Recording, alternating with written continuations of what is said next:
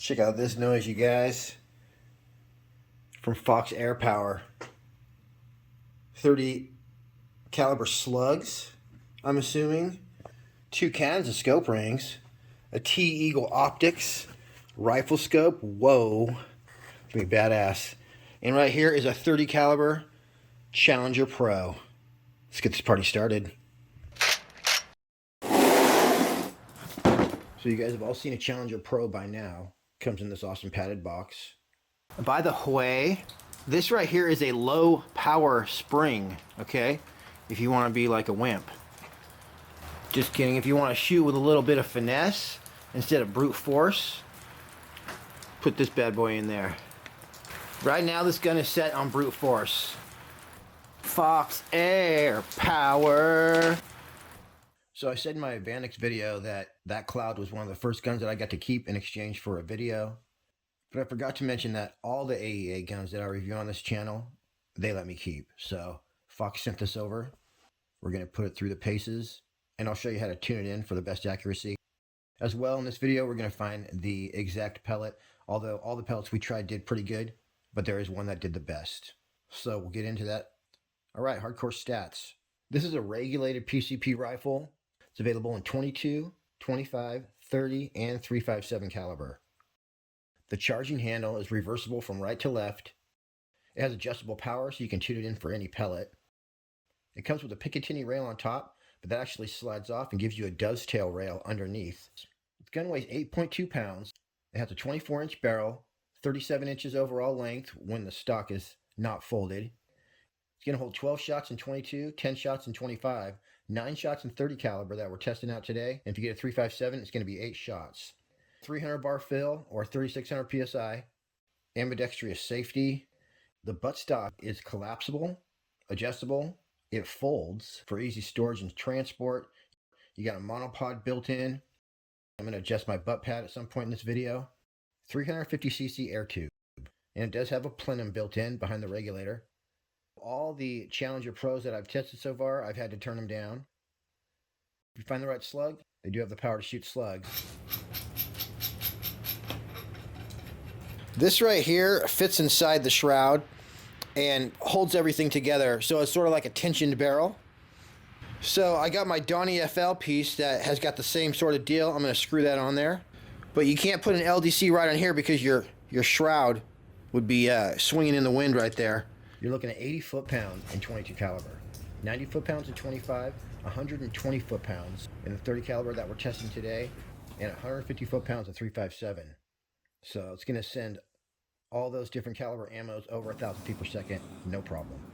I'll do a sound test for you guys at the end, but obviously it's going to be super loud if you don't have an LDC on there. My 2.0 though, silenced it down just fine. I don't know that I took it down to backyard friendly, but actually by the time I turned the power down to where it needed to be, it definitely wasn't loud. The stock folded this gun is just 29 inches long. Pretty awesome. It's important to get the preservative gunk out of your barrel before you shoot your air gun if you want the best accuracy. So I went ahead and did that with a JL Crown Saver and Ballistol, which is safe for air gun seals. If you use a metal cleaning rod on your air gun, you're going to damage the front of the barrel. Alright, so there's the patches I pulled. Dirty to pretty much clean. So to decock it, you just pull that, let it down gently, and now you're decocked. The safety right there is ambidextrous, so it's on both sides. Right there's your power wheel. So to adjust that, you're going to go to the other side, loosen that little thing with the Allen key, put that to your desired setting, and then tighten it back up. This stock is all aluminum. This is your push button right here. So it snaps into position. Aluminum buffer tube, aluminum stock. I always like mine about 2 notches out. When you're ready to close your stock, you just hit right here. It's spring loaded. Boom. And yes, you can fire it when the stock is folded. Not a problem. So this right here is a good affordable optic. something that would make more sense to put on this gun than, you know, a $600 Hawkeye or Element. As you guys will see, the scope has parallax adjustments for everything you're going to need. And the scope works great. I was able to shoot really accurately with it. It's got a mil-dot reticle, so you can just use your hash marks to hold over. This is a T-Eagle SR, 3 to 9 power by 40 millimeter, AOIR. IR stands for illuminated reticle, so you can light up your whole reticle in green or red. It's a second focal plane, 12.24 inches long, weighs 13.5 ounces. Adjustment increments are 1/4 MOA, 25.4 millimeter tube diameter, and it illuminates in red and green. Like I said, it's got a mil-dot reticle. One thing I really liked about this scope is that when it's time to adjust your turrets, you just pop them right up, put them in place, and pop them back down. It also has one super cool thing about this scope is it has parallax for 5 yards, 10 yards, 20 yards, and then it's got markings for all your most common distances, 35, 50, 100, and 200. So it's perfect for air guns. Right now, this scope will run you about $160 in black. You can also get it for the same price with the red accents on it if you want to jazz up your rifle. And here's a trick I use to get my crosshairs perfectly level every time. So with a rail-mounted bubble level, link in the description, or a little gun level like the one I have here, you just want to get your gun level. You want to put your parallax on like 10 yards or something. Then you want to put your magnification on the lowest setting. And then you just basically look through the scope, and with your gun level, line your crosshairs up with the nearest door jamb or windowsill, and you're set. That'll get your crosshairs perfectly straight up and down. Unless, of course, your house is crooked. So yeah, that scope looks great on the Challenger Pro. Very sharp. So when you're ready to do your sniper stuff, what you're supposed to do is put like a picture of your girlfriend right there, or your wind engine elevation stats, either one. And then when you're ready to shoot, you go like that. And then when the day is done, you go like that. So very nice. I like to at least have the front one, because then when you're leaning your gun up against the wall, you won't get dust in the front of your thing right there. So I'd probably take this one off. There we go. Smurfic. So I went ahead and just loosened that flathead screw right there, and I was able to slide my butt pant down. It was way more comfortable for bench rest shooting. As well, you're going to find that there's 2 small screws that connect the lower part of your buttstock. So I went ahead and tightened those. This right here is totally solid now, but if you screwed some screws in here, you could actually solidify that stock so it was like fixed. Very good idea. Alright, that's the scope cam footage out of my new scope here, the T-Eagle. And I definitely like it. It's got hash marks, dots, everything you need. Okay, as I explained in my last video, the 2 kinds of 30 caliber pellets are JSB 44 grain, JSB 50 grain, and then made by JSB, we got the 46 grain, variation of 44.75, and then the 50.15 grain, same weight as the JSB. So those are your 4 kind of 30 caliber pellets. Right now we got some 30 caliber 70 grain slugs. So I already know that I would have to turn this gun down for these 2, 44 and 50 grain. But before we do that, on high power, let's shoot some of these slugs, see what happens. Alright, I am set up out my window here. There's the target out there at a very special 35 yards away. Nailed it. I'm at 300 bar, and it's a rare opportunity to shoot a AEA Challenger on high power. And these are going 920 feet per second, 130 foot-pounds.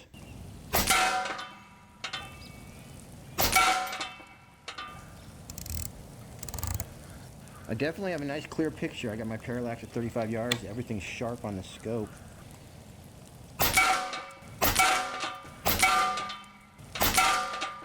Yeah, ixnay on the slugs, eh? At least not at that speed.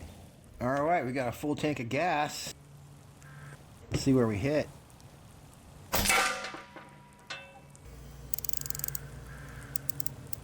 Alright, that should be pretty close.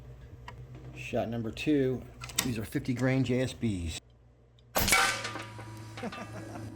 what I'm talking about. It's call the one-shot sight in. Let's do a group. In the rain. Same hole.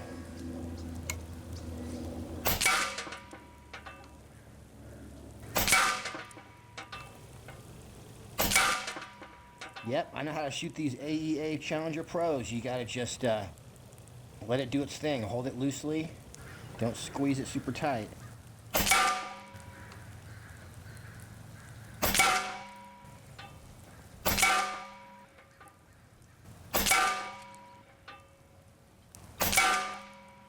Wow, that is good enough for me, you guys. I say we call the 35-yard testing. Let's go for 50. Actually, I'm going to put 3 on Dragon's head. Yeah, there it is.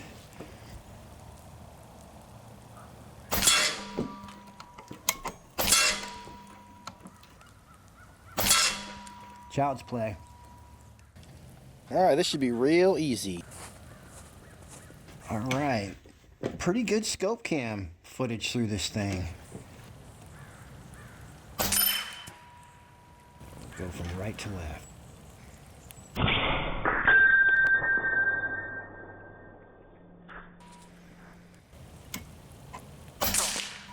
Oh, that was weird.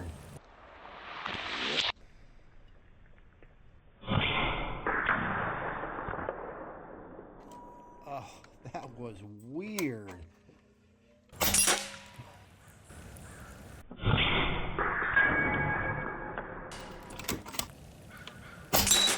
Whoa, that guy got dusted.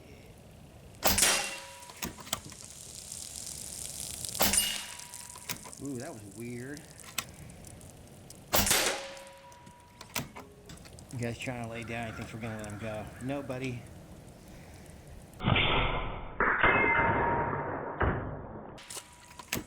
Excellent. Whoa. Boy, it really smacks those things. And now I think we're out of ammo. Nope.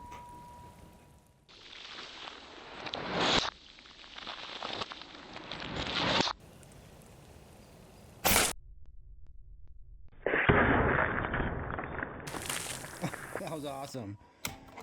Right in the middle. Holy crap, that thing exploded.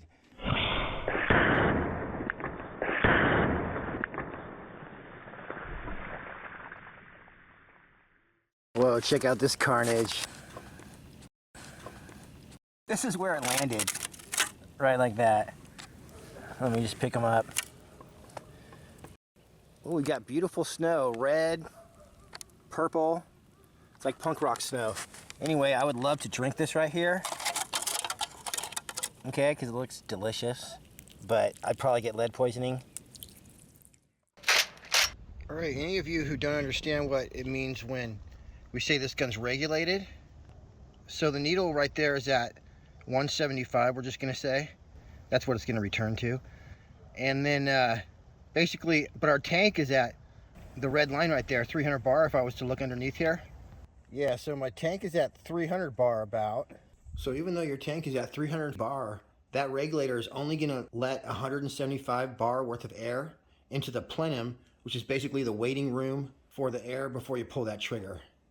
So until your main tank gets below 175, you're gonna be getting exactly 175 bar on every shot.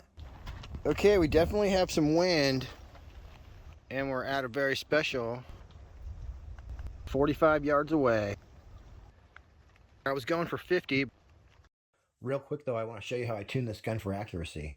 I already know I had to turn it down, so I turned it 1 notch down from high, right there. It was still shooting my heaviest pellet, the 50 grain, over 1,000 feet per second.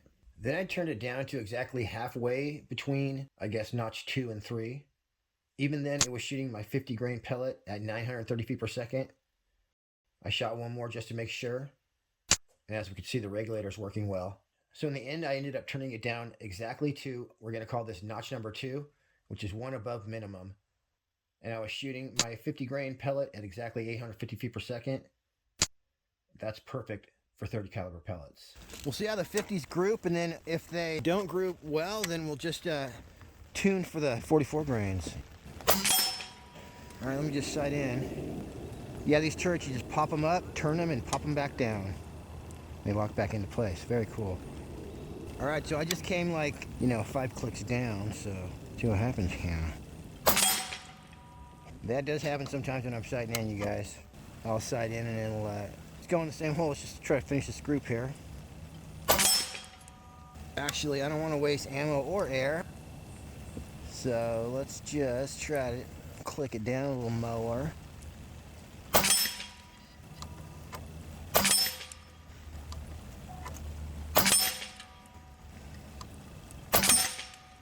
Darn it, if I get a dime size on my first one, I was just gonna call it. I have to do a few more groups. Let me put one more in here. Nah, that was a really sloppy shot on my part. All right, but actually we still might try the 44 grains. Let me just do this one more time. Yeah, it's 44 grain time. I'm gonna tune in for 44 grains.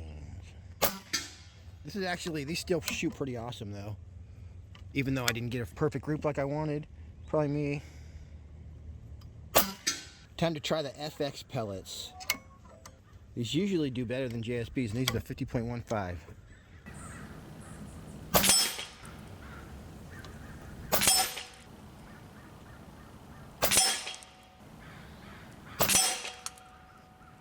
Alright, let's see here. We could probably throw the 44 grain in here, and if it's shooting under 870 or even 890, we're probably okay. This is the 50.15 grain FX.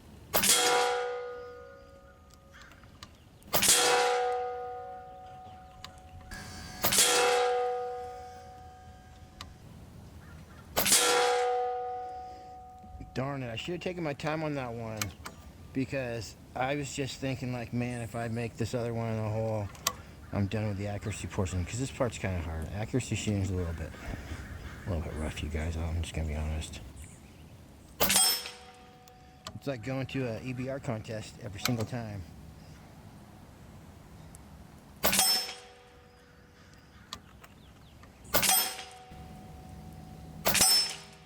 Damn it.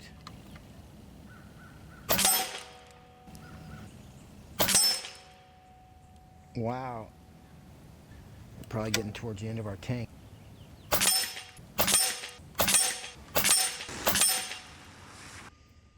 It's pretty much same hole in it. I just need to shoot a little better. So for the Challenger Pro shot string, we can see that regulator's working really good. Apparently my camera died before I finished the whole shot string, but I got at least 32 shots, and my tank was still above the regulator pressure at about 180 bar. All right. See how fast these 44 grains are going on a full tank here. Full tank of gas. 300 bar. Definitely going faster. 878, close enough for me. Uh-oh. If this goes in the same hole, then we know we just have to sight over there. Yep, it just had to get used to the barrel for a second. Try that. Alright, let's do an official group here.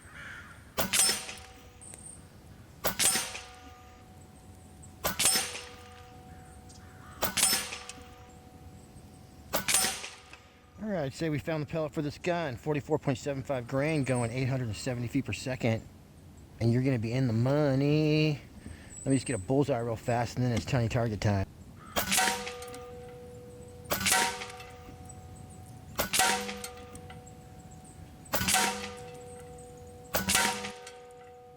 Alright, I want to click back.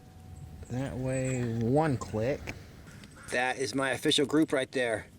5 shots, baby. Look at that guy just barely sticking his head out. Oh, he went right down. We're not going to hit Dragon, though. Oh, yeah.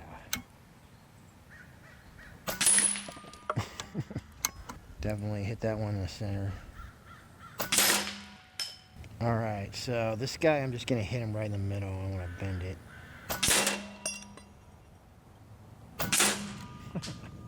Watch the sticker fly.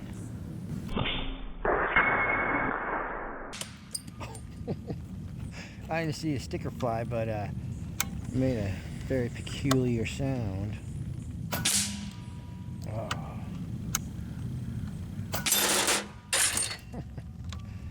I don't know how I hit both of those things. And I'll shoot right through the middle of these guys, and it'll pick which one it wants to do a headshot on. See, we're still going 850, so that's pretty nifty. Man, it really, I mean, all 30 calibers are like this, you guys, but especially when you can hit where you're aiming exactly, shot placement, boy, they just smack the crap out of stuff. That guy was like gone, okay, and the sticker was still like where it was.